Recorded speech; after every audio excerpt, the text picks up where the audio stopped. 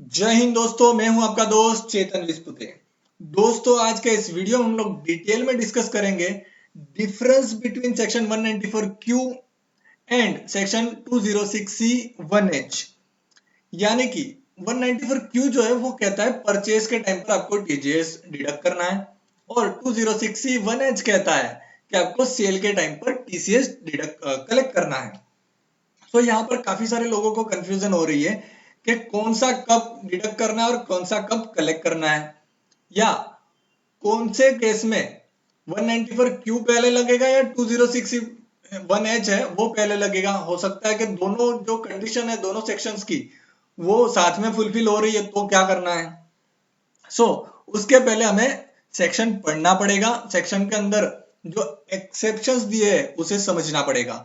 Section 194 Q जो है वो क्या कहता है, उसका जो सबसेक्शन 5 है वो कहता है the provision of this section shall not apply to a transaction on which close a tax is deductible under any of the provision of this act.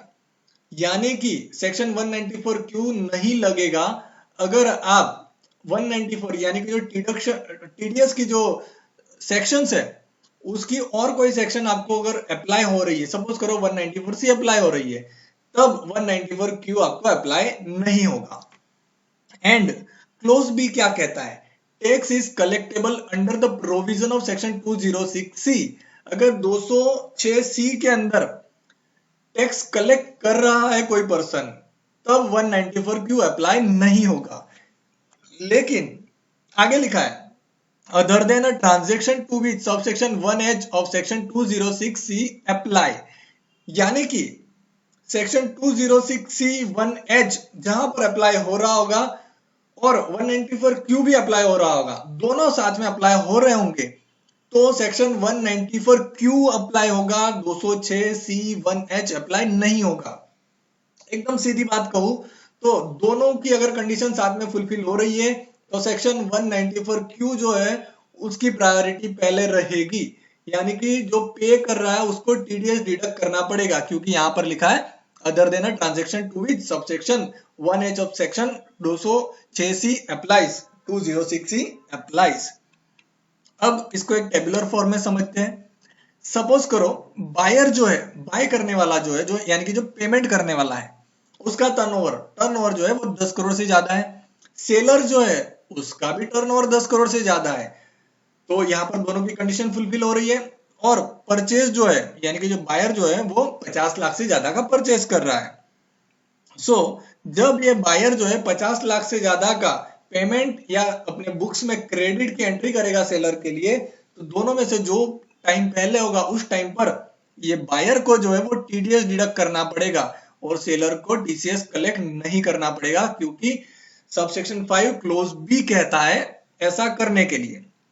194 Q में टीडीएस डिडक्ट होगा। अगर 194 क्यू में ये buyer जो है TDS deduct करना भूल जाता है या नहीं करता है, और ये सेलर जो है उसको रिसिप्ट होती है, क्योंकि यहाँ पर जो टीसीएस के अंदर जो कंडीशन है वो क्या है, अगर इसको 50 लाख से ज्यादा का रिसिप्ट हो रहा है तब उसको टीसीएस डिडक्ट कलेक्ट करना है। तो अगर बायर नहीं करता है तो फिर बाद में सेक्शन 206 सी 1H लगेगा और इसको टीसीएस कलेक्ट करना पड़ेगा।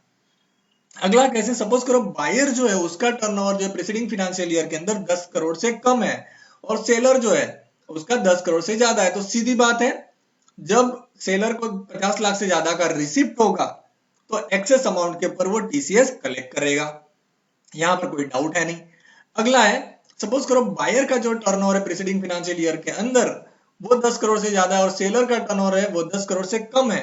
तो यहां पर एकदम सीधी बात है, जो बायर है वो 50 लाख से ज्यादा का पेमेंट करेगा या बुक्स में एंट्री करेगा, दोनों में से जो पहला टाइम होगा उस टाइम पर टीडीएस डिडक्ट करेगा अंडर सेक्शन 194 क्यू के अंदर। और अगला केस मैंने यहां पर लिखा नहीं है बट समझने वाली बात है, अगर दोनों का टर्नओवर 10 करोड़ से नीचे है प्रीसीडिंग फाइनेंशियल ईयर के अंदर तो 194 क्यू भी नहीं लगेगा और 206 सी 1H भी नहीं लगेगा। आई होप जिनका डाउट होगा वो यहाँ पर क्लियर हो चुका होगा। अगर आपका व्यू मेरे व्यू से कुछ अलग है तो प्लीज कमेंट कीजिएगा, मैं डिस्कस करने की जरूर कोशिश करूंगा। अगर आपका कोई डाउट रह जाता प्लीज उसके लिए भी कमेंट कीजिएगा, मैं उसे जरूर क्लियर करने की कोशिश करूंगा। थैंक यू फॉर वॉचिंग, मिलते हैं अगले वीडियो में। जय हिंद, जय भारत।